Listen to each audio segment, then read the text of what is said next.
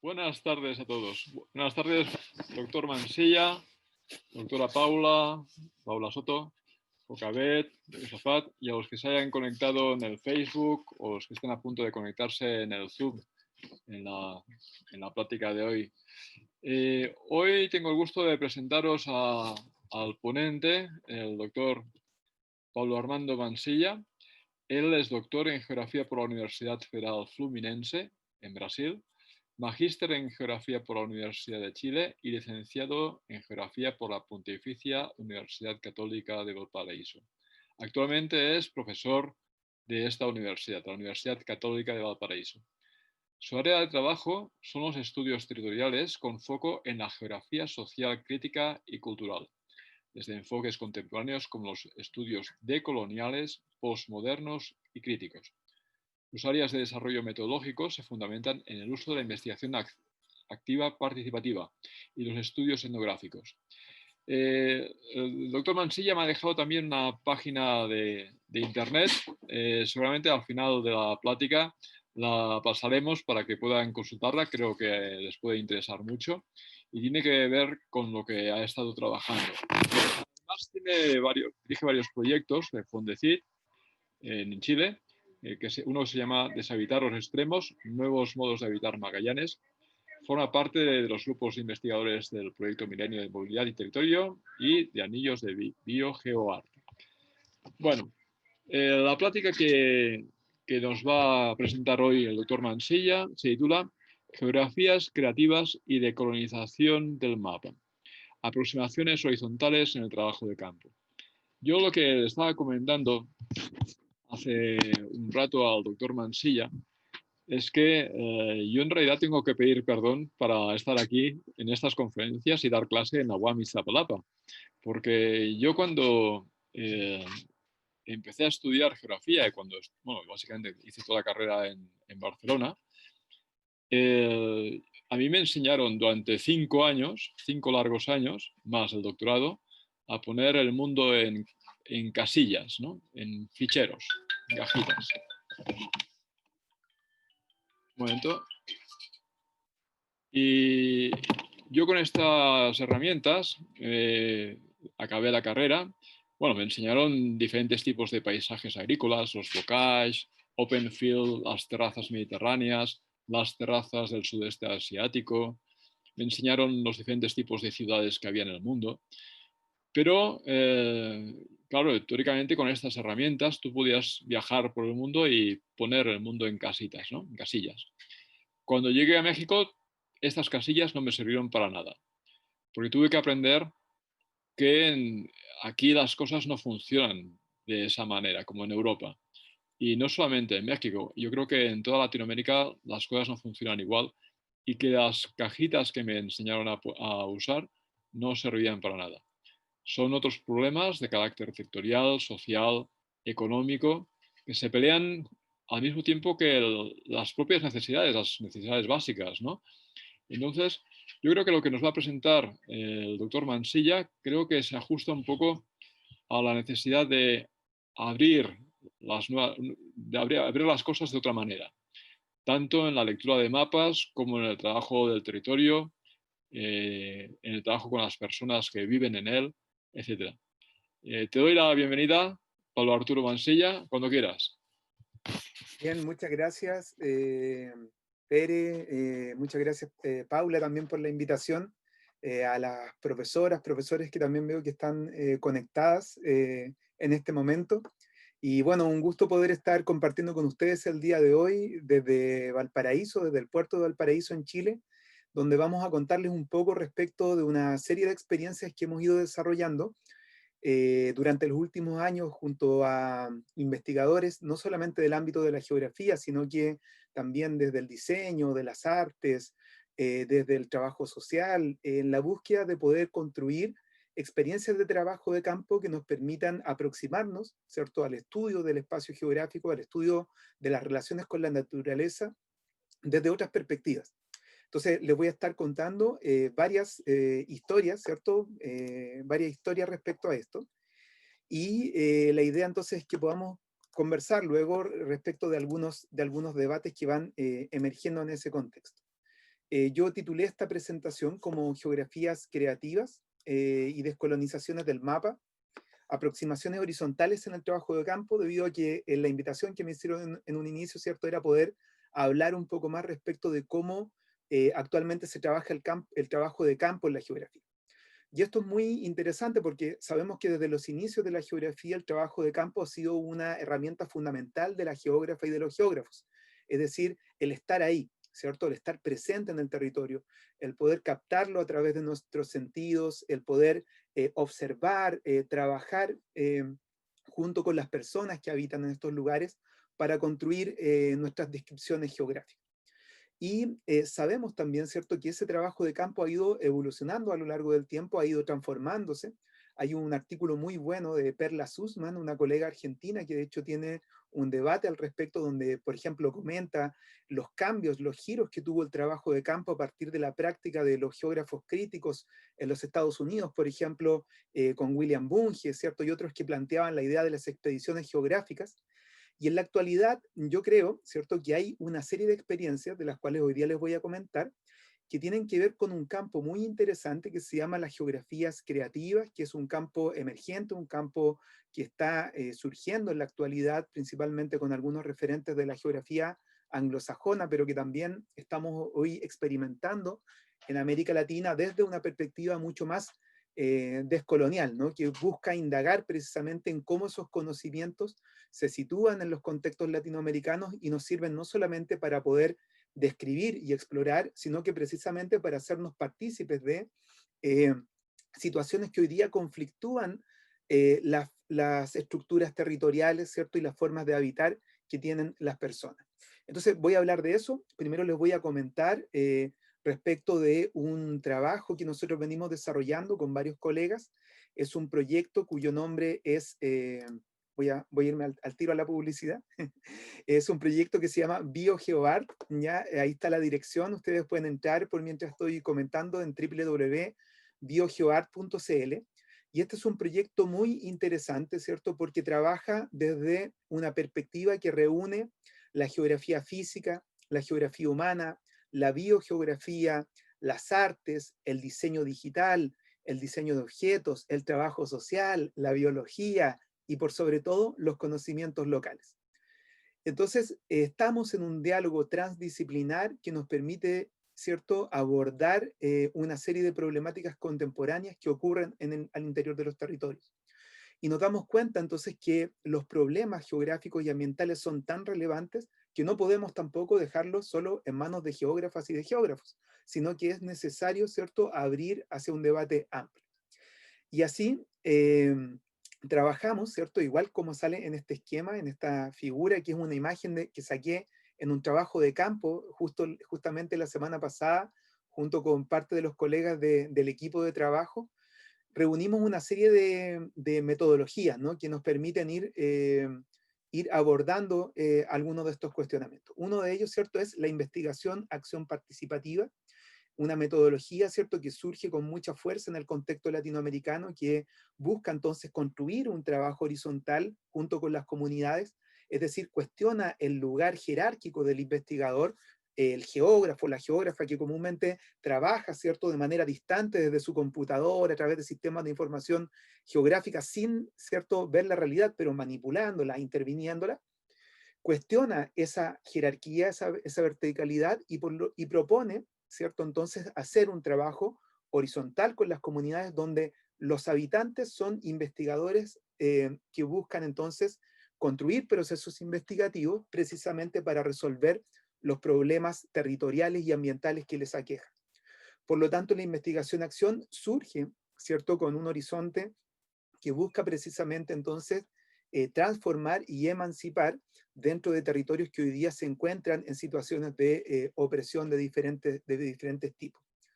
Un segundo campo bien interesante también que venimos trabajando hace harto tiempo, bueno, ahí la colega Paula Soto también es una muy buena referente de ese campo de estudio, ¿cierto? Ahí con algunos trabajos que hemos realizado con Paola Girón, con Walter Imilan, también dentro de otros proyectos que estamos desarrollando que tiene que ver con la etnografía, es decir, buscar, ¿cierto?, una metodología que nos permita ponernos en el lugar del otro.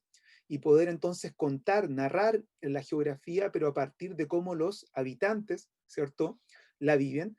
Y como nos hemos propuesto en este proyecto BioGeoArt, ¿cierto?, también hacer una etnografía multiespecie, es decir, ponernos en el lugar de otros actores no humanos que también están presentes en este territorio. Por ejemplo, cómo ponernos en el lugar, ¿cierto?, de un río, cómo ponernos en el lugar de un ave que atraviesa, ¿cierto?, un territorio, ponernos en el lugar de un bosque, ¿cierto?, entre otras especies con las que convivimos, ¿cierto?, en el día a día, y cómo a partir entonces de una experiencia profunda, basada en la observación y en la descripción, ¿cierto?, intuitiva de esas experiencias, logramos construir otras narrativas. Las geografías creativas, ¿cierto?, mediadas ahí entonces como una posibilidad, ocupar metodologías diferentes para poder responder a preguntas que son sumamente complejas en la época contemporánea, y todo el apoyo, ¿cierto?, que esas geografías creativas tienen desde las perspectivas de las humanidades y desde las artes. Entonces, ¿qué es lo que viene ahí? ¿Sí? Por ejemplo, los cruces que hoy día podemos hacer entre geografía y literatura, entre geografía y poesía, geografía y fotografía, geografía y cine documental, geografía y, qué sé yo, ¿cierto? Todos los campos posibles de cruce que puedan existir entre la búsqueda de nuevos lenguajes que nos permitan entonces indagar en estas perspectivas. Y para eso entonces me gustaría mostrarles un video, ¿cierto? Un video muy corto para poder narrarles también cómo es un poco lo que queremos trabajar. A ver, estoy un poco perdido aquí. Aquí está. Dejar de compartir pantalla y me cambio a esta otra pestaña. ¿Qué es lo que queremos hacer, cierto? Y por qué nos interesa trabajar en el trabajo, hacer un trabajo de campo que busque otras perspectivas. Es precisamente porque sabemos que nos encontramos en un momento histórico, ¿cierto? Digamos, en la época de la humanidad, que ha sido mencionado por diversos autores como la época del Antropoceno. Es decir, aquel periodo en el cual el ser humano ha dejado una huella impresa en la historia geológica y climática de la Tierra que será imborrable, ¿cierto?, dentro de las próximas décadas. Así, entonces, frente a esta situación, ¿cierto?, en la cual nos encontramos, a este proceso de cambio climático acelerado, de pandemias, digamos, de un momento histórico en el cual el proyecto de desarrollo moderno, colonial, capitalista, patriarcal, ¿cierto?, sobre el cual se ha sostenido la producción de los territorios tradicionalmente, se presenta, ¿cierto?, como un proyecto agotado, un proyecto que es necesario de transformar. Y en ese sentido, entonces, la geografía y las ciencias sociales en general se encuentran convocadas a buscar entonces otras narrativas, otras formas de introducirnos en el trabajo de campo que nos permitan entonces abrir nuevos relatos, ¿cierto? Y nuevas esperanzas, nuevas formas de pensar el presente y el futuro de los territorios, ¿cierto? Desde otras perspectivas. Para eso entonces nosotros trabajamos, ¿cierto?, con estas metodologías que yo les comentaba, y les voy a ir contando entonces respecto de varias de estas experiencias que hemos ido desarrollando en diálogo abierto frente a todas estas disciplinas. Entonces, esa imagen, ¿cierto?, que yo les mostraba ahí, es un lugar muy especial del lugar donde yo vivo, se llama la zona de sacrificio Quintero Puchuncaví, y es un territorio, ¿cierto?, que en pos del desarrollo económico chileno se ha entonces planteado como una zona de sacrificio donde los derechos humanos, por ejemplo, los derechos humanos de acceder por ejemplo, de acceder al agua, de acceder a un medio ambiente libre de contaminación, se encuentran vulnerados y donde las consecuencias de esos proyectos de desarrollo, ¿cierto?, son muy negativas sobre la salud de las comunidades. Eso entonces ha generado una serie de conflictos y ahí entonces dentro de este caso y dentro de muchos otros que vamos a ir viendo, nos llama la atención desde este proyecto precisamente proponer una actitud de cambio. Y para eso entonces nos planteamos esos objetivos que están ahí. Primero, ¿cierto?, buscar ¿cierto?, formas de conocimiento y relación de actores humanos con sus entornos naturales. Es decir, cómo podemos buscar aquellos conocimientos, saberes locales que están contenidos en esas relaciones entre ser humano y naturaleza. Lo segundo que vamos a hacer es buscar y explorar en aquellos lenguajes no humanos, Fíjense bien lo que estamos diciendo aquí, lenguajes no humanos. ¿Cómo sería eso, no? Hablamos de que existe en el paisaje una expresividad territorial. Hay unos sonidos, ¿cierto?, que el territorio reproduce. Un lenguaje que está contenido, ¿cierto?, en el sonido de las aves, en el sonido de los ríos, en los sonidos de la tierra. Existe también una expresividad que surge a partir de colores, de atmósferas, de sensaciones y emociones que son cambiantes y que ocurren, ¿cierto?, en esas relaciones que constituimos, ¿cierto?, con estos lugares. Entonces, lo que vamos a tratar de hacer frente a estas frente a estos desafíos, es precisamente plantearnos cómo podemos indagar en aquellos lenguajes no humanos, ¿cierto?, que surgen de esas expresiones territoriales. ¿Cuál es el objetivo? A partir de esas otras búsquedas, ¿cierto?, esas otras narraciones, esas formas de observar de manera diferente la naturaleza, queremos entonces plantear experiencias que estén basadas, ¿cierto?, en la co-conservación de la naturaleza, ¿cierto? Es decir, una conservación que reúne a todos los actores, humanos, no humanos, a los expertos, a los no expertos, en búsqueda entonces de proponer una actitud de cambio ecológico a partir, ¿cierto?, de lo que planteamos como una gobernanza afectiva, es decir, una gobernanza donde están puestos los sentires, ¿cierto?, los pensares con el territorio que se promueven dentro de las comunidades. Y esta es una imagen, ¿no? Es una imagen que me gusta mucho, que también sacamos la semana pasada. Es una imagen de un bosque relicto, a casi unos 100 kilómetros de distancia donde yo me encuentro ahora, arriba de un cerro que se llama Cerro Santa Inés, donde llegan entonces parte de, se genera un microclima, ¿cierto? Y se forma un bosque que hoy día es parte de la memoria territorial y ambiental de un paisaje que se ha visto profundamente modificado en el contexto del cambio climático. Es casi, ¿cierto?, un bosque fósil que está presente ahí. ¿Y qué es lo que decimos entonces, cierto, en esta perspectiva? ¿Cómo aproximarnos, por ejemplo, al estudio de un bosque desde otras formas de observar? Y para nosotros es muy inspirador, por ejemplo, todo el trabajo que ha sido desarrollado desde la perspectiva de algunos investigadores como Maturana y Varela, o de la misma Donna Haraway, ¿cierto? Una feminista científica que cuestiona el lugar del observador. Para eso, entonces, ¿cuál va a ser el cuestionamiento, cierto? ¿Cómo dentro de la ciencia tradicional, como por ejemplo nuestras experiencias de trabajo de campo, lo que ha primado ha sido el sentido de la observación? Pero pocas veces nos cuestionamos qué es la observación, ¿cierto? Y si acaso la observación puede ser neutral. ¿Existe un punto de vista detrás del observador, ¿cierto? ¿Todos los puntos de vista y todas las formas de observar un bosque son iguales? Si fuéramos todos quienes estamos, por ejemplo, hoy viendo esta charla, ¿observaríamos las mismas cosas dentro de un bosque o habrían tantas observaciones diferentes como personas situadas en el bosque podríamos, ¿cierto?, interactuar?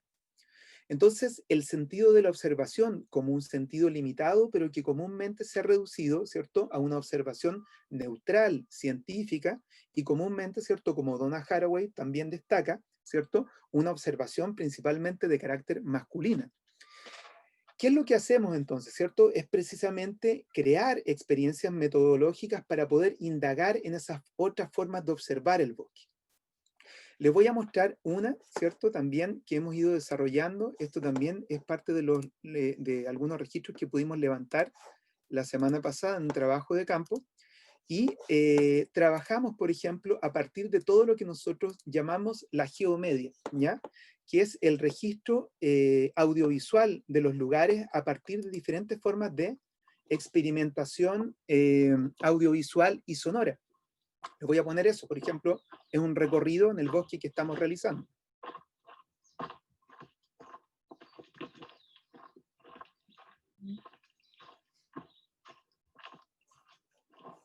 ¿Sí? Entonces, en este recorrido, ¿cierto? En este recorrido que estamos haciendo del bosque, vamos jugando, ¿cierto?, con las perspectivas, vamos jugando con las formas de observador, por ejemplo, cómo miraría el bosque un ave, cómo miraría el bosque un árbol presente en este lugar, cómo se miraría el bosque desde el suelo, ¿cierto? y vamos jugando con esas perspectivas que nos permiten entonces ir deconstruyendo esos sentidos originales con los cuales comúnmente hemos entonces explorado estos lugares. ¿Cuál es el objetivo? Comúnmente trabajamos con la comunidad, ¿ya? Con la comunidad cercana a este lugar, los invitamos a realizar estos trabajos de campo conjunto, y en esas experiencias, ¿cierto? Vamos haciendo que las personas observen desde otras maneras lugares que tradicionalmente ellos ya han observado. También nos interesa mucho en esa expresividad territorial, ¿cierto? Cómo se van construyendo desde otras escalas espaciales, también narrativas, también representaciones y formas artísticas, ¿cierto? Nuestro proyecto, de hecho, se llama BioGeoArt, porque hablamos también de que existe un arte contenido en la naturaleza que aparece como expresión de ese lenguaje vivo. ¿Cómo trabajamos? ¿Cierto? ¿Cómo lo hacemos? Yo les contaba, ¿cierto? Entonces que comúnmente entonces también sabemos que la geografía requiere hoy día de entablar un diálogo abierto con otras perspectivas. Y para eso trabajamos fuertemente con un grupo de investigadores que se llama el Aconcagua Fab Lab. Es un grupo de investigadores del ámbito del diseño, liderados por mi colega Juan Carlos Geldes, que es profesor de la Escuela de Diseño y Arquitectura, y ellos crearon este camión que ustedes están viendo, ¿cierto? Y que en la parte posterior contiene una serie de herramientas de fabricación digital. Por ejemplo, tiene impresoras 3D, tiene cortadoras láser, tiene sistemas de plotter, tiene una serie de herramientas que son movilizadas hasta los territorios donde están, ¿cierto?, los habitantes en situaciones, en este caso de conflictos socioambientales o de experiencias de reapropiación de la naturaleza, y son puestas a disposición de estas comunidades con el objetivo entonces de poder crear a través de la producción de objetos, ¿cierto?, o de herramientas, promover, ¿cierto?, estas experiencias. Y los invito, ¿cierto?, a que puedan conocer un poco más de esto si buscan en internet sobre Aconcagua Fab Lab, o si, bueno, quieren invitar en otra experiencia a nuestro colega Juan Carlos Geldes también, para que les pueda contar un poco más respecto a esto.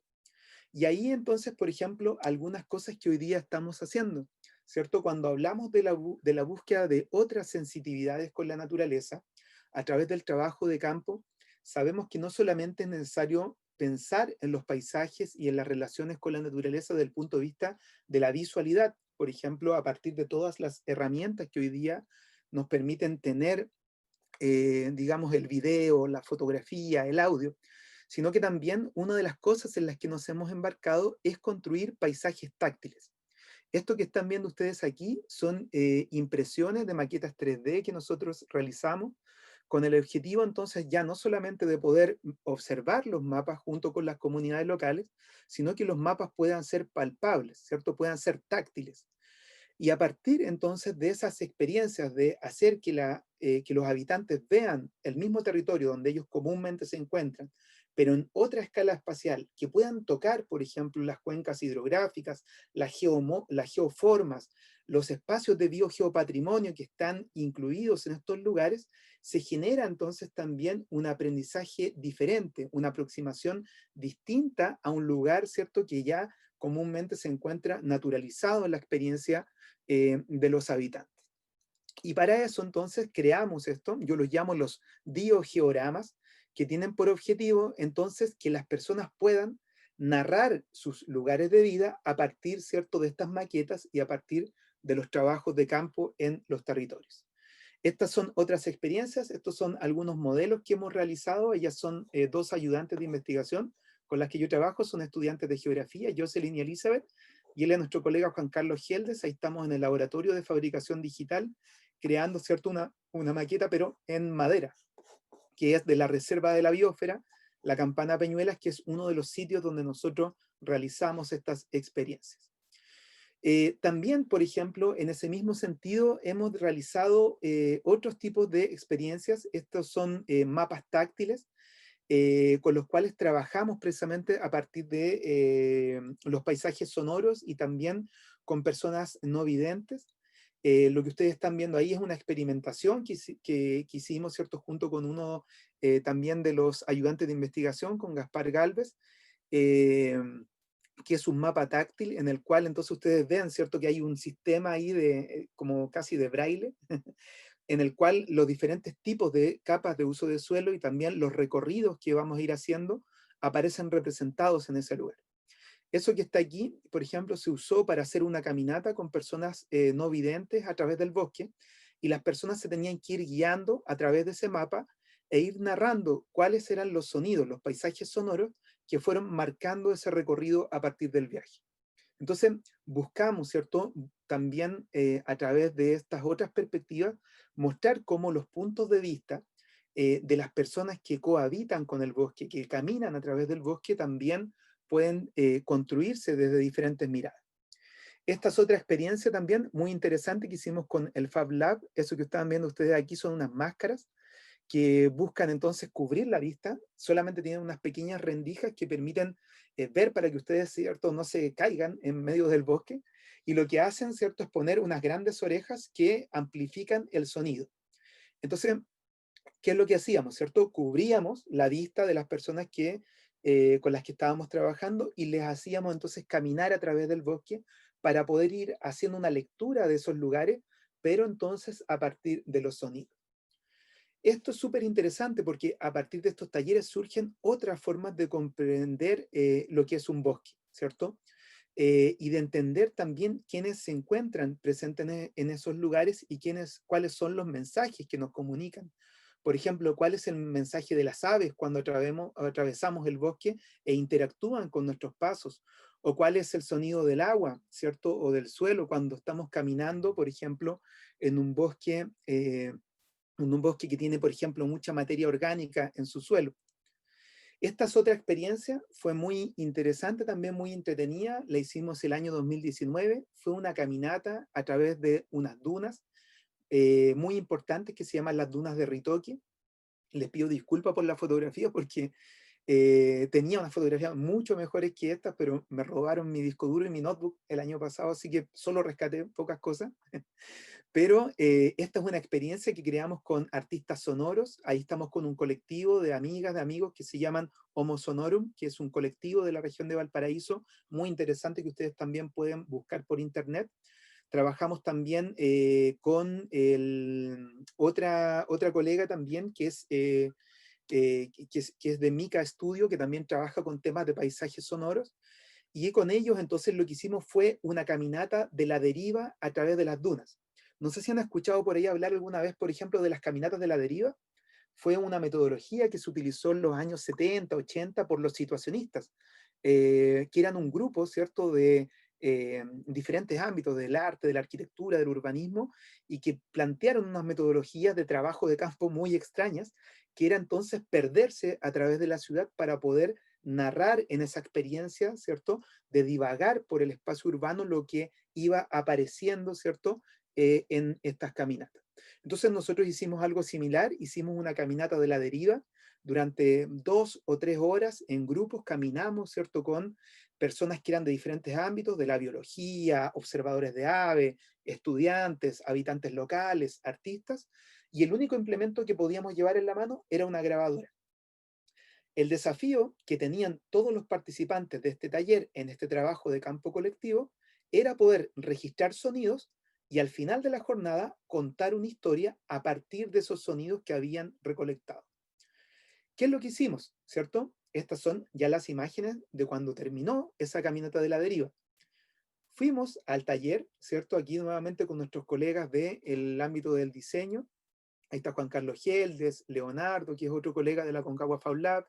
Hay una colega también que es del colectivo Homo Sonorum, entre otras personas, y construimos estas caracolas que proyectaban los sonidos que las personas habían recolectado en la duna.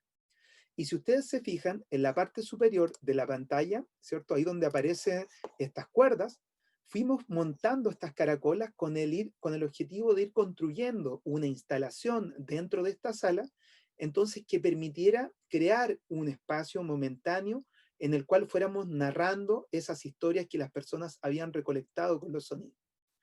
¿Qué es lo que resultó? Si ustedes se fijan aquí, nuevamente les pido disculpas, ¿cierto?, por las malas fotos, pero se crean estas caracolas que tienen diferentes dimensiones, diferentes diámetros, proyectan diferentes sonidos. Cada una de esas cápsulas negras es un subwoofer, ¿cierto? Un parlante. Y fíjense que en el suelo está representado el mapa de la duna, con sus ríos, con la línea ferroviaria, con las dunas, con la vegetación, ¿cierto? Y fuimos creando un espacio, al igual que un SIG, ¿cierto? Con un sistema de información geográfica, pero en esa sala, ¿cierto? En la parte de abajo estaba el plano del mapa y en la parte de arriba, montada de forma aérea, ¿cierto? Los sonidos que aparecían en estos lugares. ¿Qué es lo que fuimos encontrando en estos espacios? Entonces, diferentes perspectivas en las cuales quienes participaron de este terreno colectivo fueron interpretando una duna desde diferentes miradas. Los sonidos que eran disruptores, los sonidos que aparecían, ¿cierto? Como marcas permanentes, por ejemplo, de una duna, el sonido del viento, de la arena, y cómo también estos de una u otra forma se encontraban intervenidos por diferentes tipos de prácticas humanas. Entonces, muy, muy interesante ese trabajo. Y así es como vamos trabajando. ¿Ya? Esta es una imagen del equipo con el cual estuvimos trabajando. Este es parte de nuestro equipo permanente. Y me gusta mucho mostrar esta foto. Este es mi gran amigo Andrés Moreira, un biogeógrafo. Este es mi amigo Germán Manríquez, que es geógrafo físico, experto en dunas. Y aquí estoy yo, ¿cierto? Bien tapado porque me afecta mucho el sol.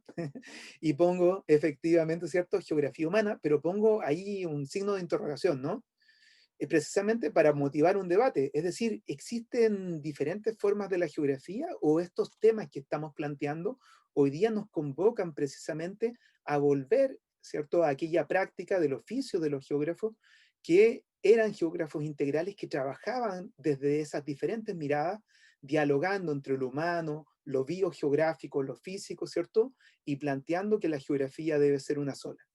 Ese diálogo fructífero, ¿cierto? Es lo que ha dado también paso a estas experimentaciones que yo les estoy contando. Este es otro ámbito, por ejemplo, también les quiero mostrar aquí muy brevemente, estamos mostrando ahí un ejemplo de un paisaje sonoro que estamos registrando. A ver si me resulta, voy a tratar de mostrarlo aquí en mi computador para ver si aparece. Sí, a ver, este es un sonido, por ejemplo, de un ave que fuimos registrando.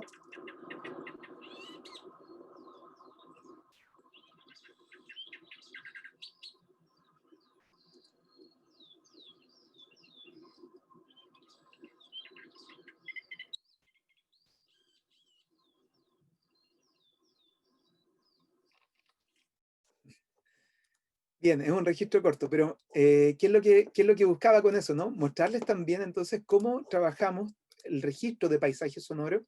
Ahí nos parece muy interesante lo que estamos haciendo, por ejemplo, es registrar sonidos de forma repetitiva con el fin de ir construyendo una documentación sonora, ¿cierto?, de las expresiones del paisaje y de la naturaleza, ¿cierto?, dentro de la región de Valparaíso. Y lo que esperamos es poder ir en el tiempo continuando esos registros con el fin de ir viendo cuáles son los cambios, ¿cierto?, acelerados que se están dando en este contexto del cambio climático y del antropoceno. Y también vamos viendo, ¿cierto?, qué pasa con esas interacciones sonoras. Por ejemplo, lo que nos llamó mucho la atención era que en esta época particular, en esta estación, las aves empiezan a aparecer nuevamente y a medida que caminábamos por un bosque muy tupido, ¿cierto?, en este lugar, las aves también se empezaban a comunicar con otras, ¿cierto?, y también con el caminar que nosotros teníamos en estos lugares. Buscamos trabajar con eso, ¿cierto? Y vamos viendo también estas huellas. Ahí un rayado que igual da para reflexionar respecto de algo, ¿no? Ahí un rayado típico de estas rocas, pero que también muestra cuál es la huella negativa y nociva que el ser humano va dejando en estos lugares, ¿cierto? Muy brevemente, entonces también contarles, me voy a saltar muy rápidamente para contarles otra experiencia de trabajo de campo muy interesante que estamos realizando en la Patagonia chilena, en la región de Magallanes, a partir de un proyecto Fondesit que yo dirijo. Es un proyecto que trabaja el despoblamiento rural. Son lugares en el extremo sur de Chile que tienen un proceso de despoblamiento muy acelerado y lo que buscamos, ¿cierto?, es construir entonces una reflexión que indague a partir de las experiencias de vida de sus habitantes que resisten al último, hasta el último de salir de estos lugares, ¿cierto? Entonces, los habitantes rurales nos cuentan cómo ha sido esta experiencia, ¿cierto?, de despoblamiento acelerado y cómo ellos resisten estos cambios drásticos que están en el territorio. ¿Y qué es lo que vamos haciendo? Trabajamos mucho, ¿cierto?, en nuestro trabajo de campo, primero aquí con la documentación audiovisual. Hoy día para nosotros es fundamental pensar cómo lo audiovisual se abre como un tremendo campo riquísimo para la geografía. tengo un libro por aquí que estoy buscando, pero no lo encuentro, pero que es excelente, se lo recomiendo, de Gillian Rose, Visual Methodologies, que es un libro que trabaja las metodologías audiovisuales en la ciencia. ¿Y por qué nos interesa entonces filmar y documentar estos lugares? ¿Cierto? No solamente porque nos gusten las cámaras, ¿cierto? Y la visualidad, sino que sabemos que hoy día, primero, es necesario comunicar, ¿cierto? Y describir los espacios geográficos a partir de otros lenguajes, que sean más cercanos a las comunidades, que sean de mayor llegada hacia los jóvenes, que permitan entonces traducir estos papers, estos libros complejos que a veces hacemos, ¿cierto? Y llevarlos a las personas de una manera simple, sencilla y directa.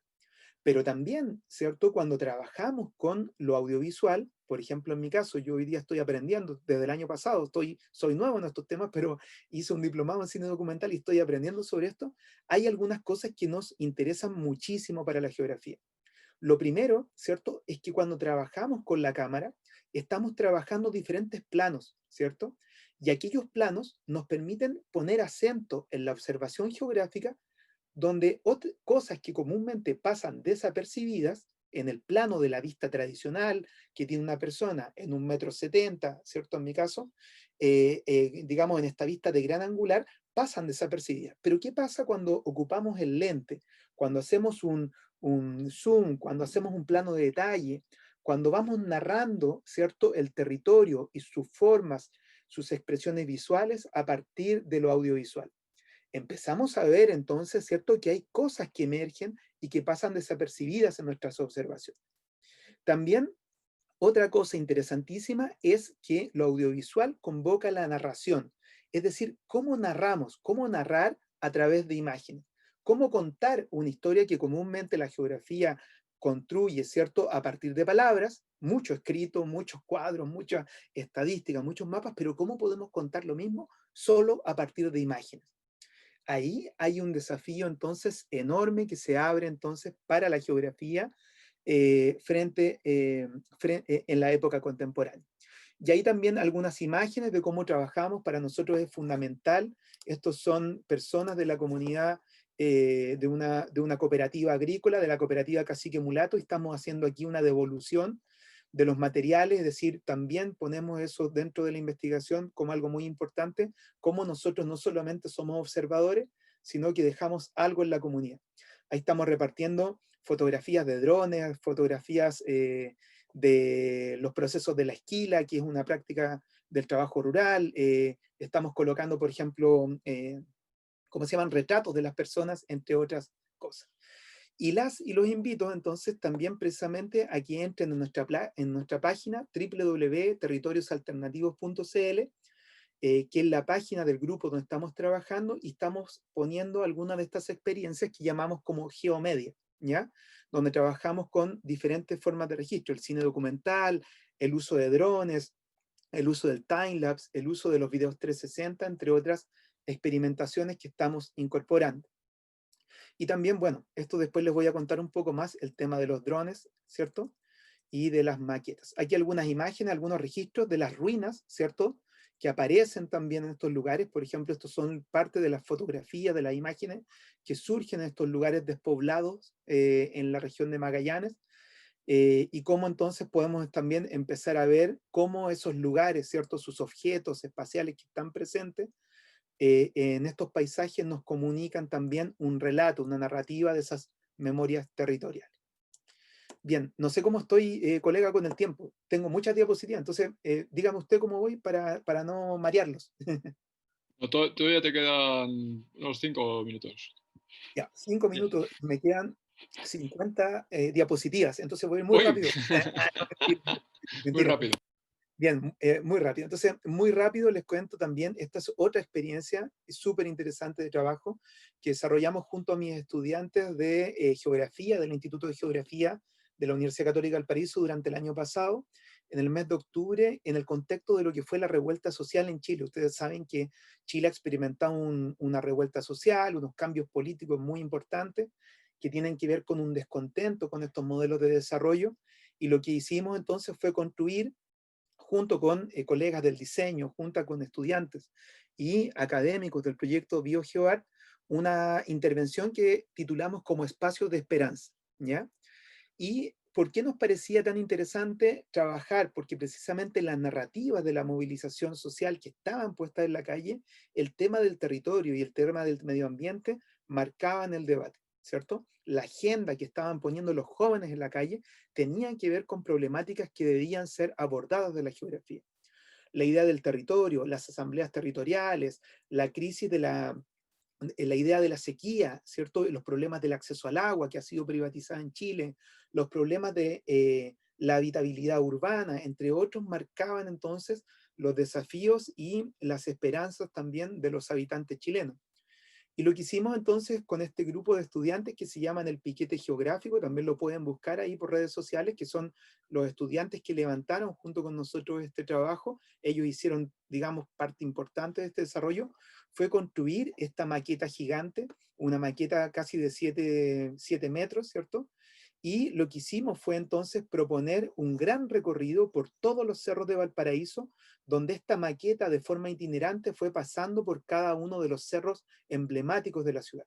Cada día, ¿cierto? Estaba una mañana, una tarde, los vecinos salían de sus casas, interactuaban con la maqueta y en la maqueta iban colocando tres cosas. En color rojo, los conflictos, los problemas que ellos veían en sus territorios. En color verde, sus esperanzas, ¿cierto? Cómo imaginaban un territorio, una ciudad diferente.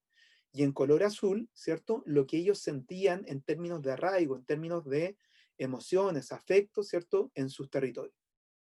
Esta maqueta gigante terminó en este espacio que es el Museo de Historia Natural de Valparaíso, luego de casi 30 días de estar rotando por diferentes lugares y recibió la visita de más de 20.000 personas durante enero y febrero de este año. Y eso permitió entonces llevar un mensaje. Esta maqueta era una gran carta de los ciudadanos de Valparaíso que transmitían, ¿cierto?, sus anhelos, sus esperanzas, sus frustraciones en un momento que marcó la historia, ¿cierto?, de Valparaíso y de Chile.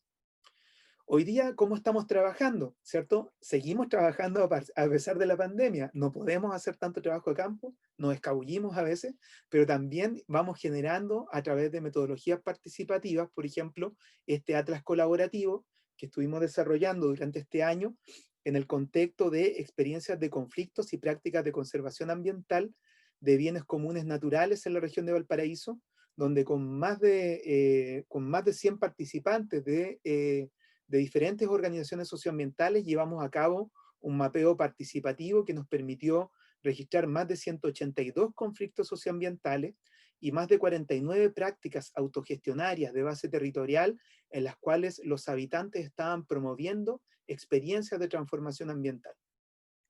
Aquí algunos ejemplos, muy rápido, ya me deben quedar como 2 minutos, muy rápido, les cuento entonces aquí algunas de las imágenes de los conflictos y problemas ambientales, de los procesos de recuperación de los bienes comunes, ¿cierto? Que se están dando, es decir, conflictos, pero también muchas esperanzas, muchos movimientos socioambientales que hoy día emergen y generan experiencias de educación ambiental, de recuperación ambiental, de lucha contra proyectos extractivos, ¿cierto? Entre otros.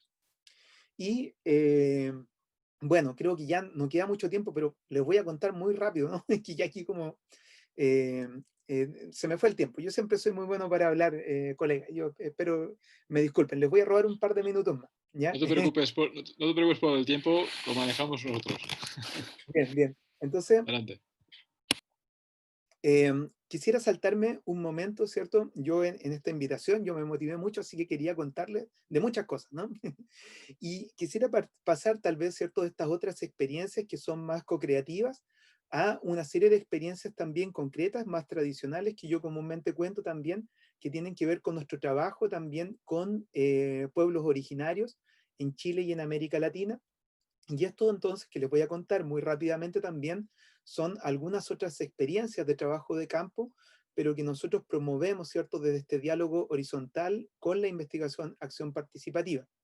Uno de ellos fue un proyecto Antípode que ganamos en el año 2014 junto con comunidades Wayuu, Añú y Barí en Venezuela. Es un proyecto que se llamaba entonces Mapeando la Resistencia y la Presencia de los territorios Wayuu, Añú y Barí, con el fin de descolonizar los territorios, ¿cierto? Y lo que promovíamos, ¿cierto?, era precisamente esta idea de la investigación-acción. promover una producción de conocimiento colaborativo para poder entonces disputar saberes que habían sido subalternizados, ¿cierto?, desde una perspectiva hegemónica. Cómo trabajamos, ¿cierto?, con diferentes herramientas también que ponemos a disposición. Hoy día nosotros hacemos nuestros trabajos de campo, pero lo que buscamos precisamente es traspasar estas herramientas a las comunidades. Trabajamos con SIG participativo, trabajamos con drones participativos, narración de historias a partir de Google, de Esri History Maps, entre otras herramientas, que permiten entonces empoderar principalmente a los jóvenes de las comunidades sobre el uso de estas herramientas. Aquí estamos en algunas experiencias antes de los trabajos de campo que realizamos en la Guajira venezolana. Ellos son jóvenes de los pueblos Guayú, Añú y Barí, siendo entonces capacitados en el uso de estas herramientas antes del gran trabajo de campo, haciendo experimentaciones cartográficas y diseñando, ¿cierto?, algunos mapas interesantes que permitieron entonces planificar nuestro trabajo de campo. Aquí estamos en el trabajo de campo ya realizado, estamos en la Guajira venezolana, en parte de la Guajira, pero del lado venezolano, y vamos trabajando entonces las diferentes geonarrativas, las historias y memorias comunitarias a partir de mapas, ¿cierto?, que nos permiten ir contando estos lugares. ¿Y qué es lo interesante, no? Que en el contexto de esas disputas territoriales, de esos conflictos que van tensionando las formas de habitar de los pueblos originarios, van también apareciendo una serie de otros aspectos. Por ejemplo, esto que aparece aquí, el concepto del territorio desde la perspectiva Wayuu, ¿cierto? Y que pareció como algo interesante, pensar el territorio como un cuerpo de una mujer presente en la Guajira venezolana, ¿cierto? Y cómo entonces ese cuerpo va estructurando una idea del territorio donde no solamente emergen, digamos, conocimientos sobre objetos espaciales, ordenamientos territoriales, sino que se reconoce también, ¿cierto?, que existe un otro territorio, que en este caso es el cuerpo de una mujer que está presente en ese lugar. Trabajamos a través de estas metodologías colaborativas, participativas, mediante los mapas. Ahí están las personas contando historias. Comúnmente es un niño el que tiene que dibujar el mapa, ¿ya? Y los mayores, los ancianos, son los que van narrando la historia del lugar. Tengo poquito tiempo, así que les voy a ir contando rápido. Voy a avanzar lo más rápido posible y les voy a contar entonces ya esta historia finalmente también, que es parte del trabajo que hacemos, que tiene que ver también con el trabajo con comunidades mapuche en el sur de Chile, específicamente con la Alianza Territorial Mapuche, que es una organización en la cual yo participo hace muchos años, haciendo investigación-acción, y lo que hacemos es trabajar precisamente a partir de experiencias también de metodologías de mapeo, de cartografía indígena, de cartografía cultural, y también del uso de herramientas emergentes, ¿cierto? Como todo lo que es las geomedia, de lo que yo ya les estaba comentando antes. Y sacamos este libro que se llama Cartografía Cultural del Gualmapu. Es un libro que habla acerca de las narrativas geográficas mapuche en espacios de conflictos territoriales. Ustedes lo pueden descargar de nuestra página web. Una versión anterior, esta versión acaba de salir, pero la versión anterior está libre, gratuita por internet.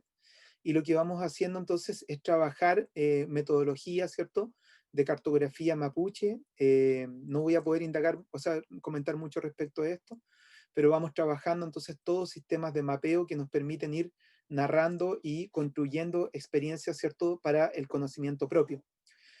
Y tal vez voy a cerrar con dos figuras, ya muy rápido, contarles un poco entonces cómo se construyen precisamente estas experiencias.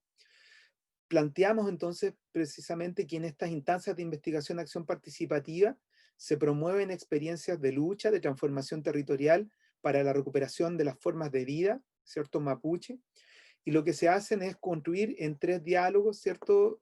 Primero, con el rescate de prácticas culturales territoriales, la identificación de sitios de significación cultural, el encuentro y la reunión en espacios ceremoniales y lugares afectados desde el punto de vista de la instalación de proyectos extractivos. Se realizan también aspectos que tienen que ver con el fortalecimiento espiritual comunitario. Hay prácticas de movilización social que tienen que ver con el control territorial, la contrainformación, el enfrentamiento directo contra los extractivismos, la conformación de políticas de escala, de alianzas políticas también con otros territorios. Y aquí entonces un plano bien interesante también que tiene que ver con todo lo que estamos trabajando hoy día en diálogo, ¿cierto?, con la ciencia a partir de la información geográfica, los conocimientos geográficos, los temas de conocimientos territoriales, medioambientales, temas digamos, de antropología, de arqueología, entre otros que promovemos, ¿cierto?, en un diálogo permanente de saberes para poder, entonces, promover estos lugares. Para terminar, a ver, voy a terminar, ya estoy listo. Solo comentarles, ¿cierto?, algunos de los resultados de eso, entonces, cómo vamos trabajando en el trabajo de campo. Entonces, iniciamos procesos, entonces, en los cuales los trabajos parten con las configuraciones de mapas, que luego son, entonces, trabajados en experiencias de trabajo de campo colectivo con la comunidad, en el cual vamos viendo cada uno de esos lugares que son trabajados en el mapa y los vamos documentando y registrando a través de métodos audiovisuales, a través de drones, de GPS, de una serie de herramientas que nos permiten construir entonces, ¿cierto?, estos registros. Aquí algunos de los mapas resultantes, por ejemplo, esos son mapas de los territorios, de los ejidos, como le dicen en México, tengo entendido, ¿cierto?, de los territorios ancestrales mapuche en este territorio. Y también algunas otras experiencias que tienen que ver con identificación también de lugares de significación cultural que son relevantes y a partir de lo cual estamos trabajando. Con esto me gustaría, digamos, terminar la presentación, que es precisamente, por ejemplo, que en esas identificaciones de significación cultural aparecen nuevamente, ¿cierto?, todas estas expresiones de la naturaleza. Por ejemplo, en este caso aparece el paisaje sonoro de las piedras al interior de los ríos, que son sumamente importantes y que hoy día estamos trabajando en términos de poder construir, ¿cierto?, esas narrativas sonoras que traen los ríos, ¿cierto?, y que son interpretadas por los habitantes de estos lugares, y que hoy día no solamente sirven para hacer un rescate cultural, ¿cierto?, que uno podría tal vez pensar más bien satisface un nivel de interés por parte de los investigadores, sino que precisamente lo usamos, ¿cierto?, como un argumento para poder plantear la oposición concreta a todos esos proyectos y afectaciones de vida que se están generando en estos territorios. Eso, muchas gracias. Y ahí les dejo entonces la página web para que nos visiten. Una vez más la publicidad. Muchas gracias, Mansilla, Pablo, por la plática, muy interesante. Creo que además nos ayuda mucho en muchas de las cosas que venimos haciendo o que queremos hacer, ¿no? No sé si hay preguntas del público. Yo, desde luego, tengo una pregunta. ¿Cómo combinas esta labor investigadora, docente, con la divulgación de todo lo que estáis haciendo en el público en general, pero no solamente en el público en general, sino en los gobernantes, que son los que finalmente toman las decisiones, ¿no? Porque sí, en las comunidades sí, seguramente encontraréis mucho eco, pero los gobernantes parece que son impermeables, ¿no?, a estas ideas y lo que no sea eficiencia, productividad, etcétera, etcétera, ¿no? El lenguaje típico del sistema neoliberal, ¿no? ¿Cómo combinas todo esto? ¿Respondo enseguida? Sí, Sí, sí, sí. perfecto. Entonces esperamos que haya más preguntas, ¿no? Voy a decir algo políticamente correcto y otro políticamente incorrecto. Vale.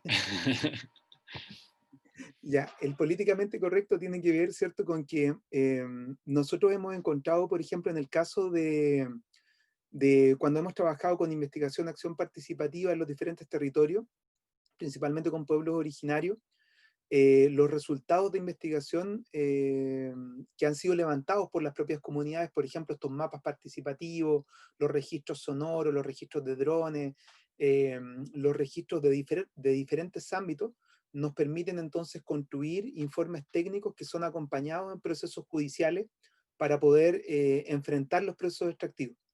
Y en este caso, por ejemplo, nos permitió en un territorio concreto, que es Curacautín, paralizar 4 proyectos de centrales hidroeléctricas.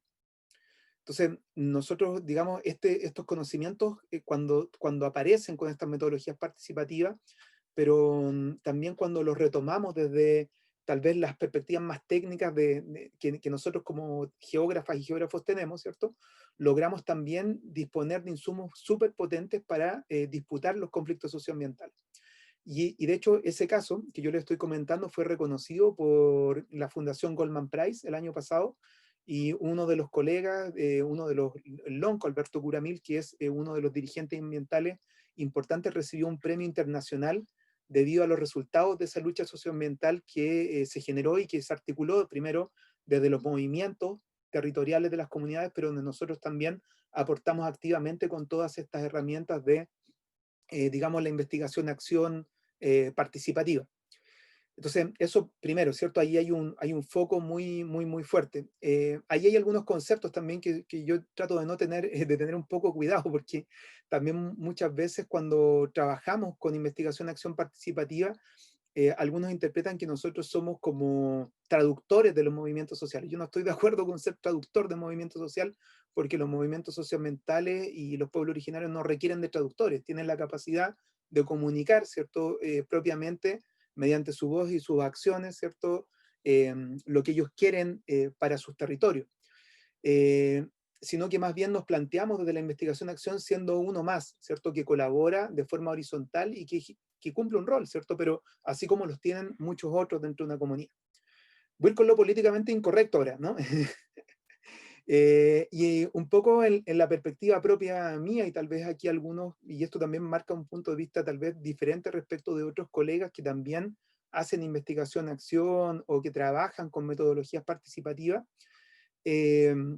principalmente los movimientos socioambientales y los movimientos, digamos, de pueblo originario con los que nosotros trabajamos, todos ellos son de base autonómica.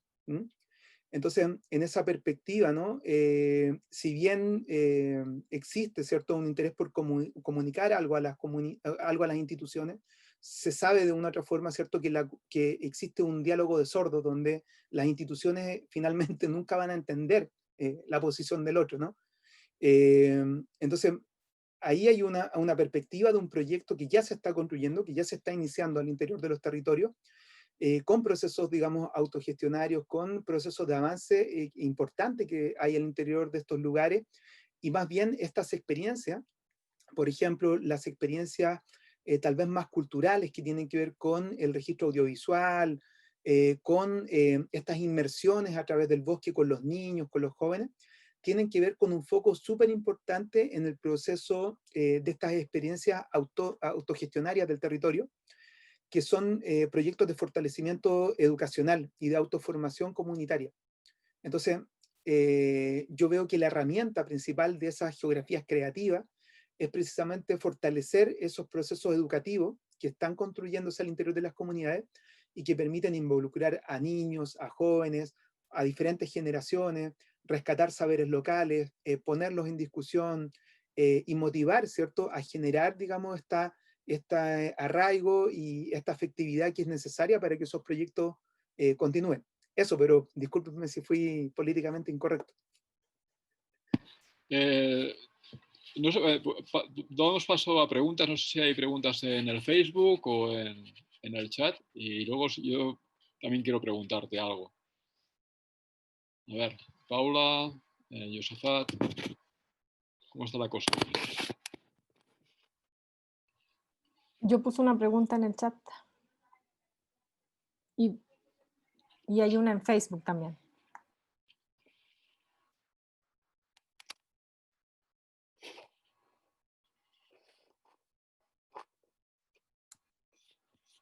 ¿La leo? ¿La leo? No, si quieres te la hago, Pablo. Sí, hazla tú. Yo tengo dos preguntas. Una, bueno, agradecerte este esfuerzo de síntesis de experiencias que son bien complejas y que intentan recuperar esta experiencia del trabajo de campo, sobre todo en la investigación geográfica. Y una, en este ejercicio más decolonizador. ¿Me escuchan bien? Es que se está escuchando, creo que...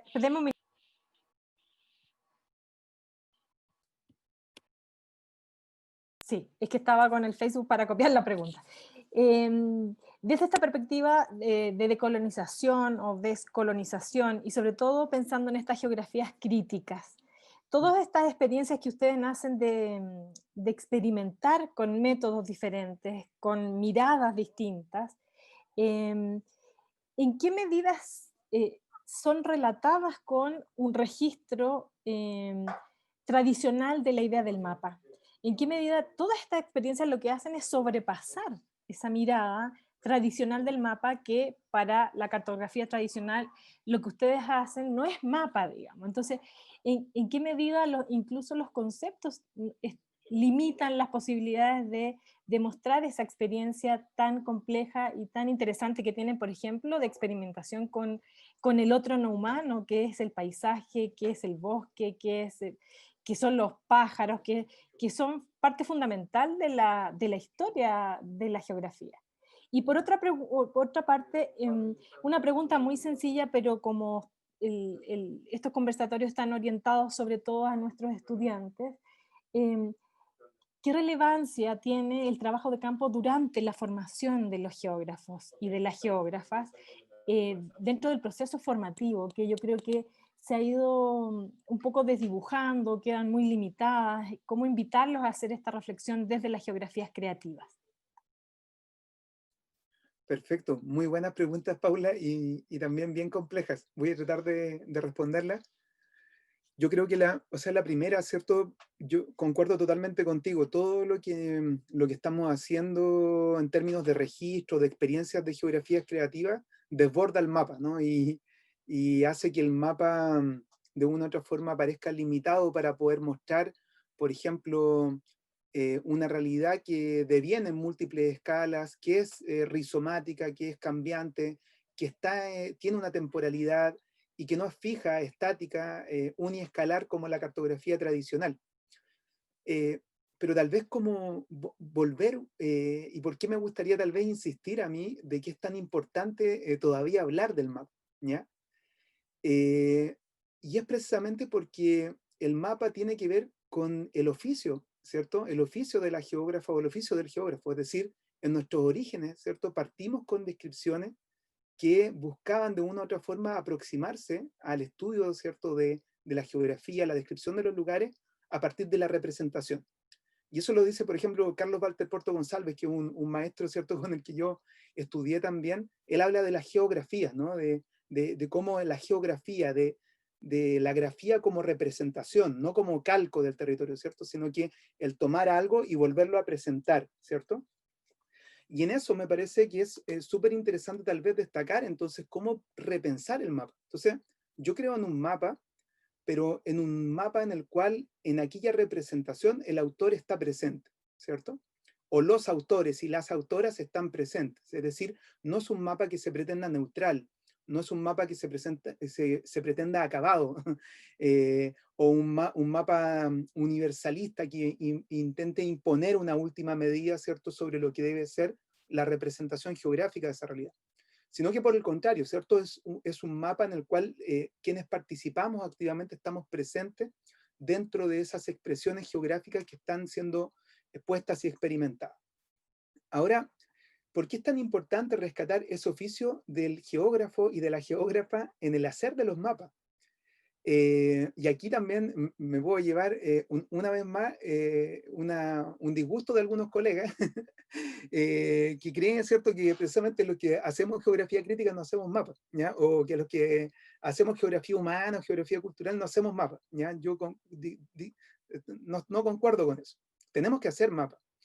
Pero lo interesante es que precisamente ese oficio, ¿ya? Ese oficio, el del hacer los mapas, nos lleva y nos traslada a experiencias que son mucho más profundas. Entonces, el mapa hay que pensarlo como un dispositivo que te permite conectar con una experiencia mucho más profunda. Yo les voy a narrar dos súper cortas. Por ejemplo, una de las cosas que para mí abrió el hacer mapa, y a veces el hacer mapa muy técnico, fue ir a lugares en los cuales yo nunca pensé que podría haber estado. Es decir, espacios o territorios dentro de Chile que comúnmente no son abiertos para cualquier persona, que son, por ejemplo, territorios profundos, mapuche, ¿cierto?, donde el acceso de muchas personas no está disponible, no está dispuesto de libre acceso. Y en algún momento, en ese hacer, en ese conocimiento que yo traía y en ese dispositivo con el cual yo me conecté, empecé a hacer llamados de diferentes lugares, ¿cierto? Y a conocer personas, a conectar lugares, a conocer amistades, a generar vínculos con lugares que yo nunca podría haber conocido de otra forma. Es decir, en mi caso, el mapa, ¿cierto?, abrió hacia una posibilidad de poder conocer una realidad geográfica de una manera totalmente diferente. Entonces, creo que ahí hay que pensar el mapa, ya no solamente como el objeto, sino que un objeto, perdón, no solamente como un objeto, sino como un dispositivo que constituye, ¿cierto?, una posibilidad de conexión en un sistema de comunicaciones, ¿cierto?, donde hay unos que hacen el mapa, otros que lo reciben, otros que lo leen, otros que interactúan, otros que lo modifican, ¿cierto? Y entender entonces el objeto mapa como una posibilidad, digamos, de acción y de relación con otros en el mundo. Yo creo que eso es lo más interesante. No sé muy bien cómo definirlo, pero es algo que me parece interesante. Esto, a mí se me abrieron puertas de lugares que nunca pensé en los que iba a estar. Y el mapa me llevó hasta esos lugares. Eso es lo primero. Y lo segundo, que pienso que es fundamental, es que a pesar de todas las limitaciones que el mapa tiene, hoy día existen muestras de que los mapas siguen siendo importantes, ¿ya? Siguen siendo importantes tanto los procesos de disputas territoriales, de comunicación de otras formas de representación del territorio, de contestar esas formas de enunciación tradicional. Y ahí entonces el desafío, yo creo que nuevamente viene en el campo del lenguaje de los mapas. Entonces, por ejemplo, una de las cosas interesantísimas, ¿cierto? Y que aquí es donde se nos genera el gran problema, es, por ejemplo, les voy a contar la segunda anécdota. La primera vez que yo fui a hacer un mapa en Curacautín, ahí con un lonco de esa zona, con un lonco mapuche, un jefe mapuche. Yo llegué con todos mis materiales ordenados, bien clasificados, como decía el profesor Pérez al inicio, y la comunidad me dijo que no íbamos a poder hacer el taller porque los mapas estaban malos, no servían.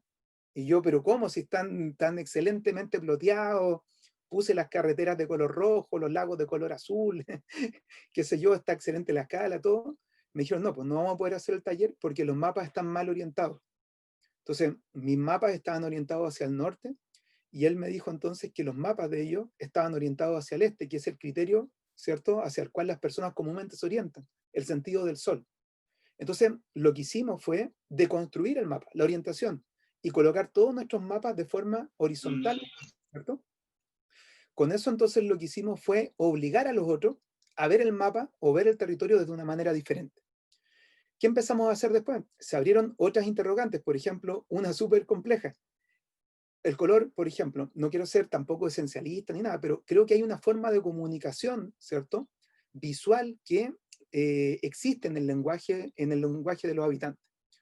Por ejemplo, el color azul profundo que comúnmente representa un lago en la cartografía tradicional, ese color azul profundo en lo mapuche se conoce como calfu, y es un azul profundo que muestra y proyecta energía, ¿cierto?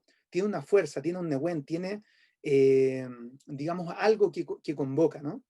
Entonces, los lagos en la cartografía no podían ser representados con azul, porque si lo leía una persona que tenía ese lenguaje visual, iba a interpretar otra cosa, ¿no? Entonces, hay unos colores, hay unos símbolos, hay unas representaciones espaciales que van a superar por mucho, pero creo que hoy existe una posibilidad amplia de poder precisamente cuestionar esos mapas. Y ahí entonces yo creo que el arte, ¿no?, es la posibilidad más, o la herramienta con la cual nosotros tenemos que entrar en un diálogo profundo. Así muy, muy corto, solo para comentarles, hay algunos documentos muy buenos. Este es de unos colegas que se llama el This is not an Atlas, que salió hasta gratis por internet, que es una compilación buenísima de experiencias en las cuales se amplía la cartografía tradicional y que recomiendo que lo puedan ver. La segunda pregunta que hacías, Paula, entonces, Sobre la docencia, ¿cómo transmites estas experiencias a la docencia de la geografía? Claro. Y digamos, ¿por qué es tan importante el trabajo de campo, no? Sí, sí, sí. Como el Claro. trabajo de campo y todo lo que estás haciendo en cuestiones sensoriales, en cuestiones participativas, cómo eso se transmite a los estudiantes que están formándose y que un día esperan, no sé, a participar en el Instituto Geográfico de Chile para hacer mapas y para hacer trabajo de campo, quizás, ¿no? Entonces, ¿de qué manera, cómo se conjugan estas dos cosas? La docencia, el aprendizaje de técnicas que han de ser pues, eficientes, bien representativas, admitidas, ¿no? Con la otra forma de representar el mundo, otra forma de dar voces al territorio, ¿no? A los ríos, a los árboles, ¿no? ¿De qué manera se conjuga todo esto? Con la docencia, digamos. Claro, mira, nuevamente la pregunta es muy difícil, la voy a tratar de responder, ¿ya? Yo creo y para mí la geografía no tiene que ver o sea, la geografía para mí no es solamente una profesión, ¿ya? O sea, partiría de eso. La geografía es una forma de ver el mundo, ¿no? Es una forma de situarse frente al mundo. Entonces, creo que esta necesidad de poder pensar el trabajo de campo y de cómo vincular todo esto va más allá, ¿cierto?, de estas separaciones que comúnmente nos trata de plantear la universidad tradicional, de que nos vestimos de estudiantes o de geógrafos entre las 8 y las 5 de la tarde, ¿cierto? Siendo que quienes estamos enamorados de la geografía profundamente y vivimos la geografía, ¿cierto? Nos acostamos, nos levantamos y soñamos geografía. Y aquí entonces también nuevamente hay algunas cosas que son súper interesantes. No sé si han escuchado esa frase de que decía que era Estrabón, que para qué servía la geografía, ¿no? Y la geografía decía es para ser feliz, ¿no? La geografía busca la felicidad. Entonces mi primera respuesta a por qué es importante el trabajo de campo y hacer todas estas cosas es porque tenemos que buscar la felicidad. Y qué mayor felicidad que cuando vamos al trabajo de campo, cuando estamos en un cerro, cuando compartimos con las personas, cuando caminamos por una duna, cuando escuchamos los lugares, ¿no? Volvemos con una energía diferente. Incluso, fíjense bien, muchas veces en esta experiencia de campo ocurre, para nosotros los profesores, cuando vamos con un grupo a campo, como que ocurre un antes y un después. Uno conoce al estudiante en persona, ¿no? Lo conoce. Y el estudiante también ve que el profesor es una persona humana que tiene defectos, ¿cierto? Que sé yo, que ronca por las noches en un trabajo de campo. Pero lo ve como un humano, ¿no? Y ese espacio de encuentro, esa atmósfera que se crea en el trabajo de campo nos permite entonces reconocernos, ¿no? Como personas que estamos en una búsqueda similar de poder entonces trabajar con una perspectiva y una reflexión que esté puesta en el espacio geográfico.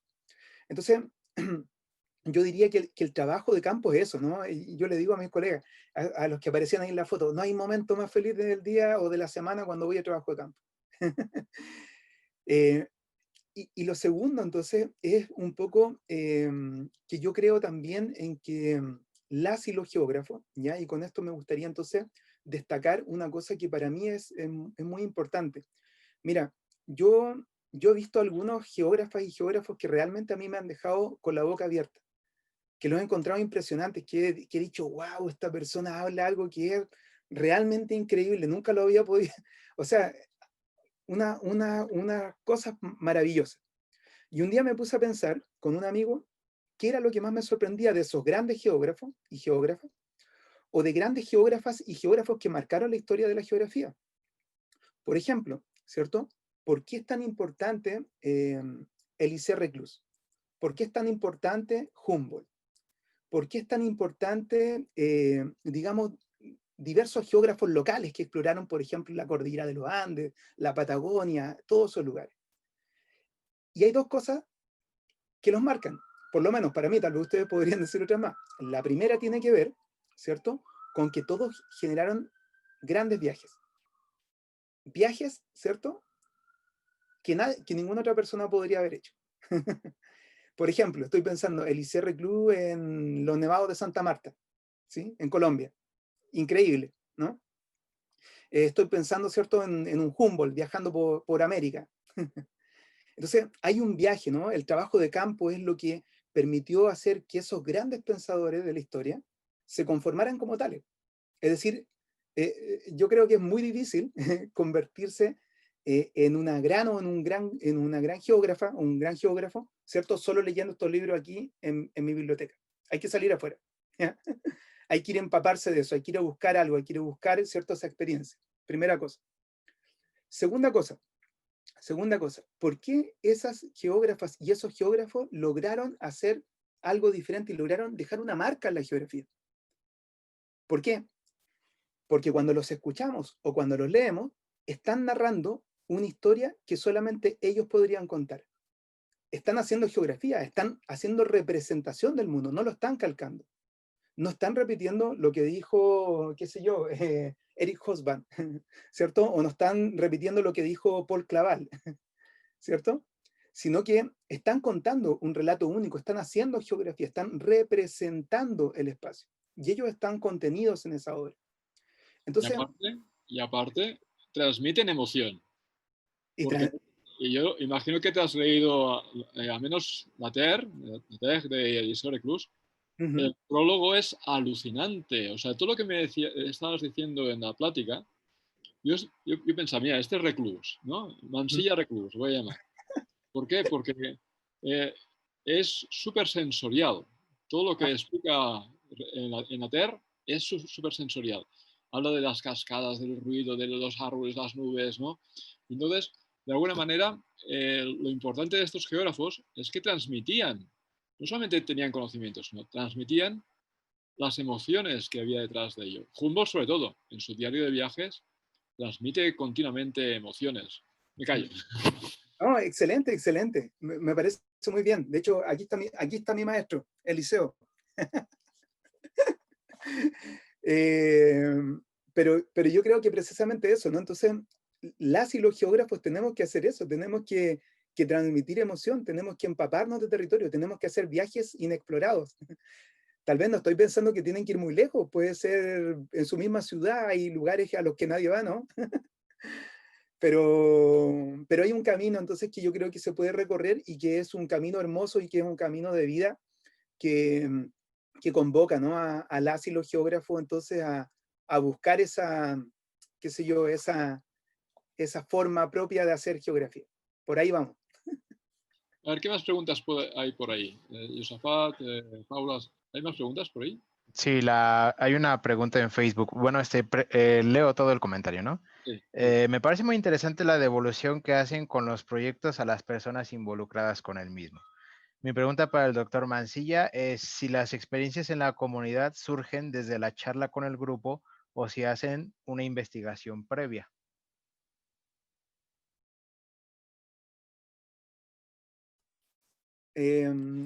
Comúnmente trabajamos de una forma más inductiva, es decir, tenemos algunas impresiones de los lugares, sabemos algunas cosas generales. Por ejemplo, estoy pensando en el trabajo de campo que hicimos el más reciente en la Patagonia. Los números nos decían de que había un despoblamiento rural acelerado, pero la estadística no decía nada respecto de qué pasaba con la experiencia de vida de esas personas. Entonces, sabíamos algo, había despoblamiento. Y sabíamos que había unos habitantes que permanecían en esos territorios y que, por lo tanto, era indispensable ir a hablar con ellos. Entonces, trabajamos, por ejemplo, en esas experiencias de una mirada bien, digamos, etnográfica, inductiva.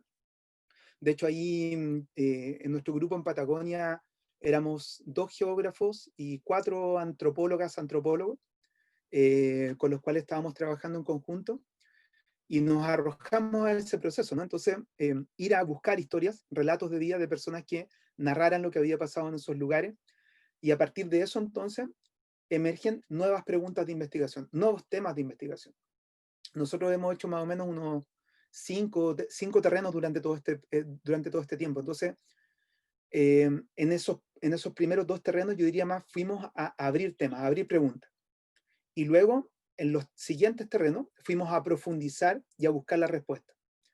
Ahora nos falta un último terreno que no lo pudimos hacer por el coronavirus.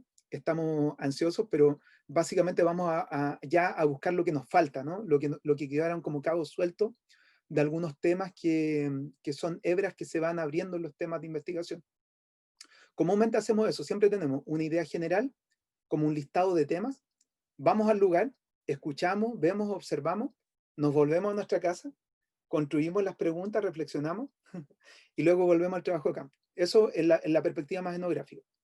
Y en la perspectiva de la investigación-acción, siempre tenemos una demanda de la comunidad por la cual nos están llamando.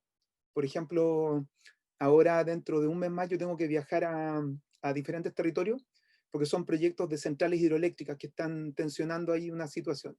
Entonces sabemos los territorios, agotamos todo lo que hay en fuentes secundarias de información, buscamos fuentes oficiales, cartografías, datos, todo, y nos vamos al trabajo de campo para, digamos, para indagar en lo que no muestran estos datos secundarios.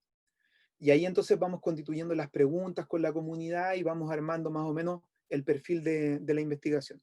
Esos serían como los procesos, bueno, y en la misma investigación-acción, a ver, para completar.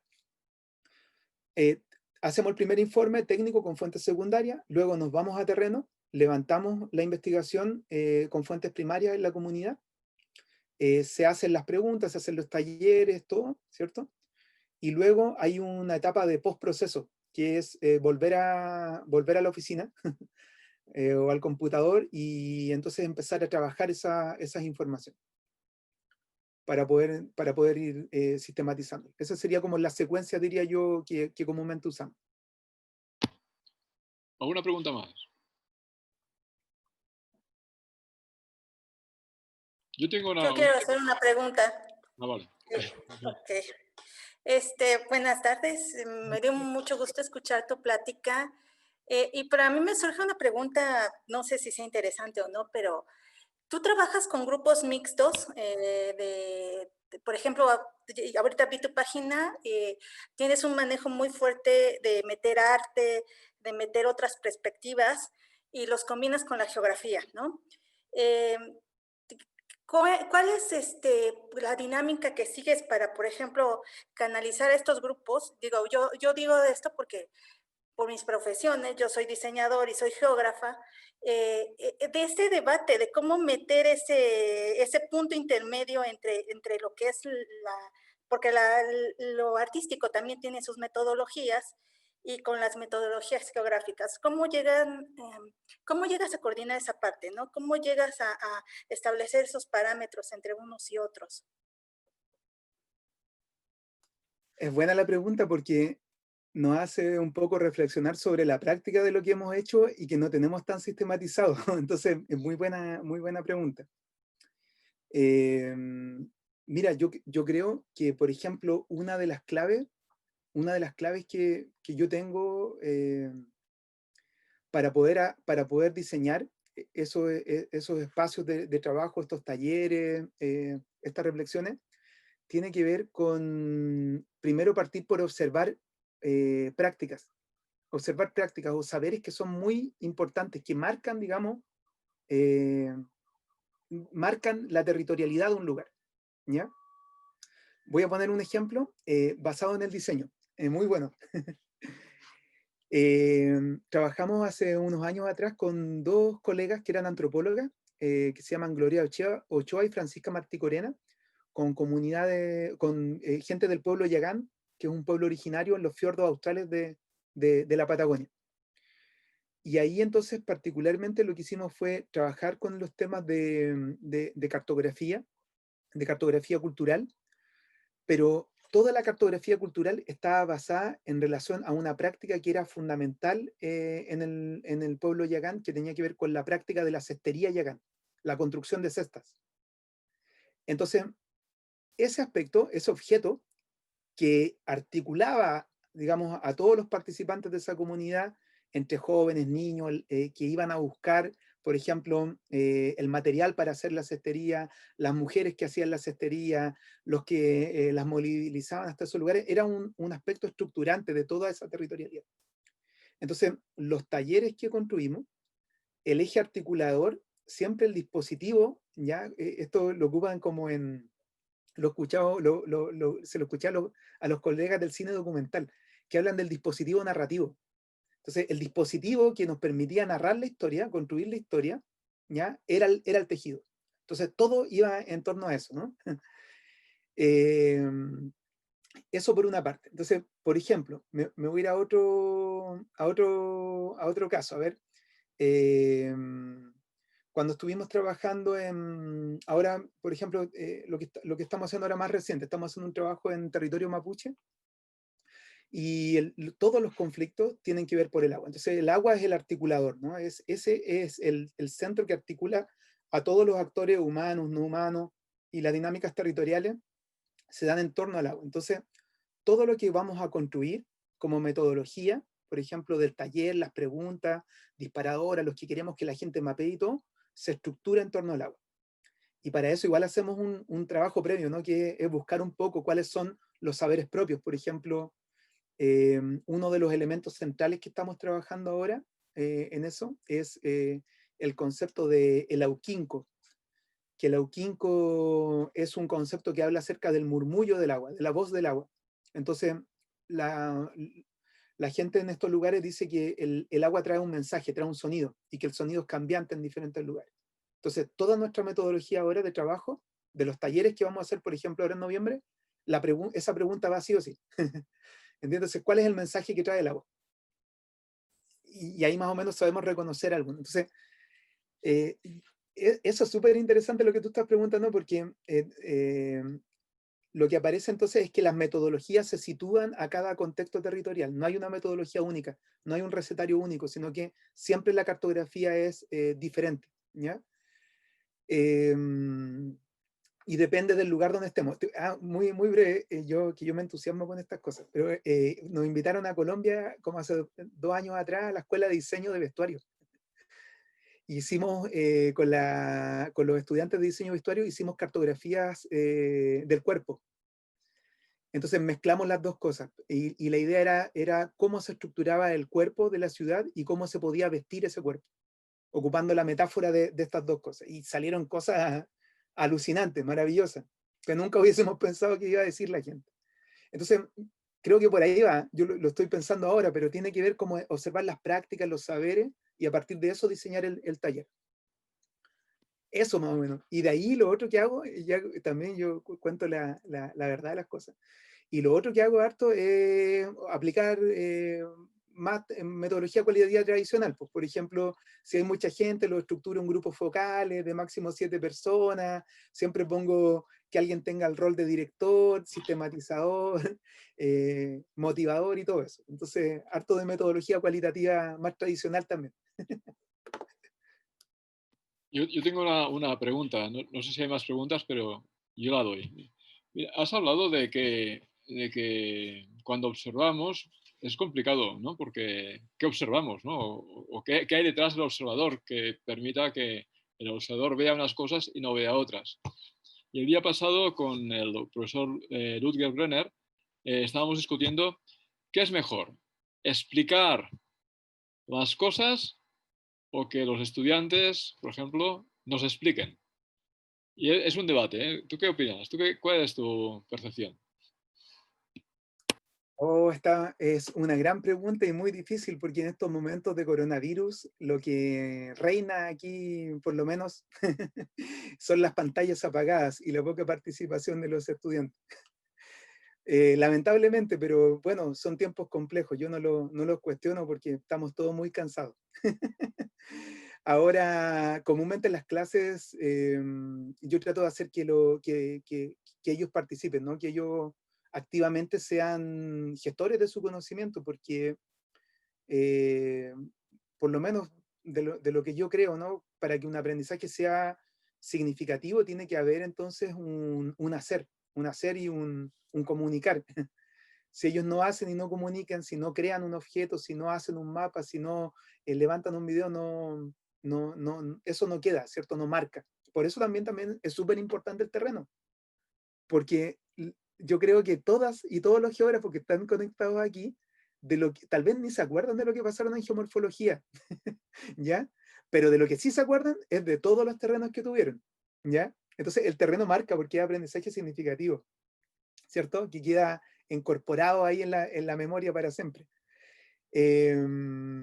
Eso, yo una de las cosas que hago, que llevo harto tiempo haciendo y por eso también me metí en lo del cine documental, es que tomé unos cursos como hace 5 años de educar con videos. Entonces hago que mis estudiantes de primer año, que comúnmente no saben escribir muy bien, les cuesta escribir, pero saben muy bien comunicar por video, por el tema del Instagram, las redes sociales y todo, les pido, hagan un video de 5 minutos y cuéntenme una historia ocupando un lugar de observación de un paradigma epistemológico de la geografía.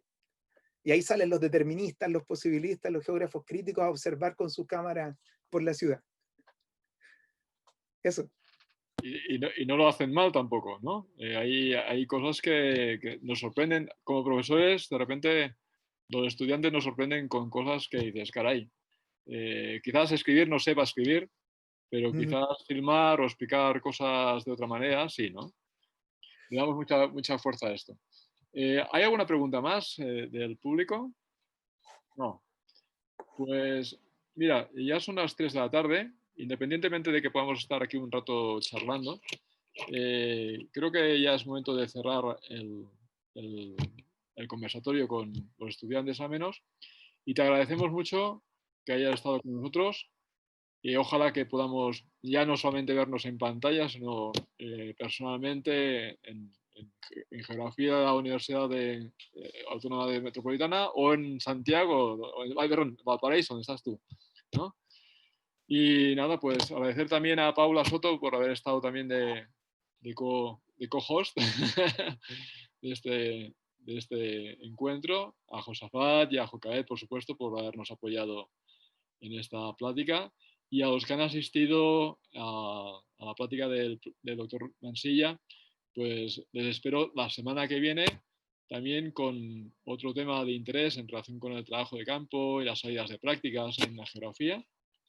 Es el turno de la doctora Liliana López Levi, que nos hará una especie de Max Mix de todo lo que es el trabajo de campo y las salidas de prácticas. Muchas gracias a todos. Hasta pronto. Bueno, muchas gracias, que estén muy bien. Muchas gracias, Pablo. Muchas gracias a ti, Pablo, por estar aquí